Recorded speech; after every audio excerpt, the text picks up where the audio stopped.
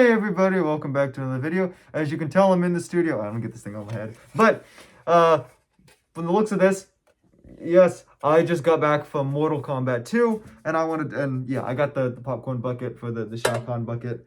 So, I just got back from Mortal Kombat 2, and I want to do an honest review of it. The camera seems a little high right now. I'll fix that. But, Mortal Kombat 2, I just saw it. Was it good?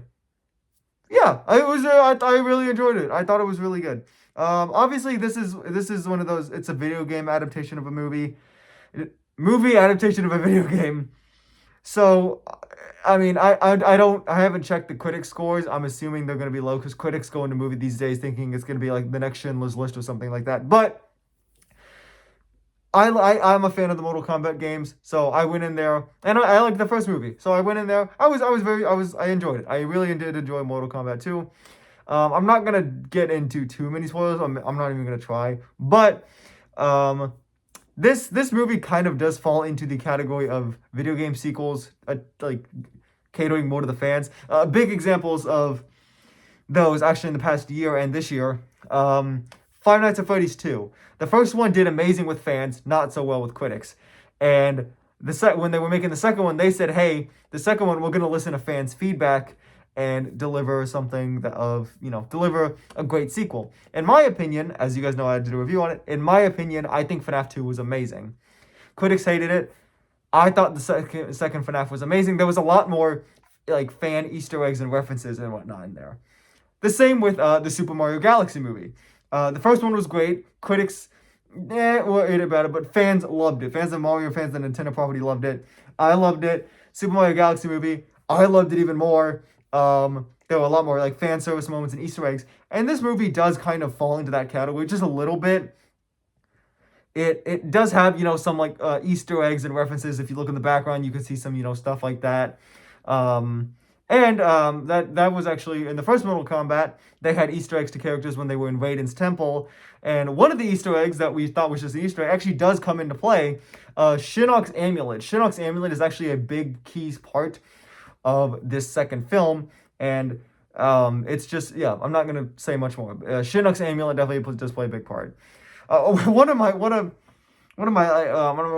gonna get into too many spoilers, but one of my, I guess, little about the movie was one of the characters that we got introduced to in the first Mortal Kombat. Obviously, if you play the games, you know the characters, but like in this universe's version of those characters, we get introduced to all the characters.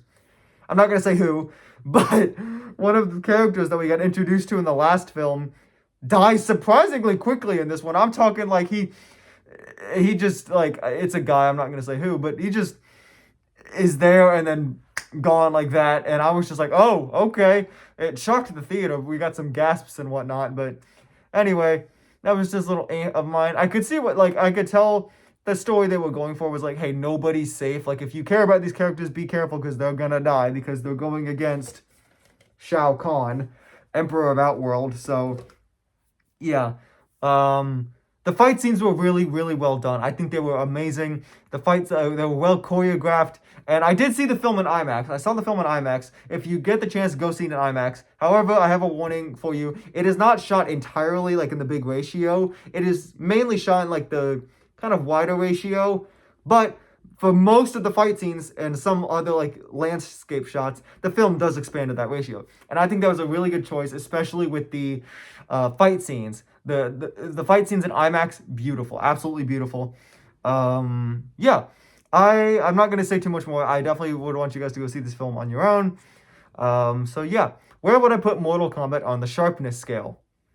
I would put Mortal Kombat at a 70% on the sharpness scale. It's pretty sharp, can cut pretty deep, and left a pretty good mark on me. I really liked it. So yeah, 70% on the sharpness scale for Mortal Kombat 2.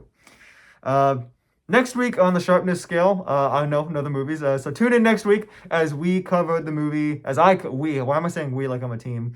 Well, as I cover the movie, review the movie, Obsession. It is a new horror movie coming out about a little thing. If you break it, called the One Wish Willow. If you break it, your wish gets granted. And this guy, he wishes for love. However, it's not all as it seems. So join me next Thursday as I cover Obsession and review it. So that's about it. That's about it for the sharpness scale review of Mortal Kombat 2. Definitely, if you guys are interested in popcorn buckets, this one is really cool. It's actually like, it's pretty good material. So yeah, definitely go check it out. Bye.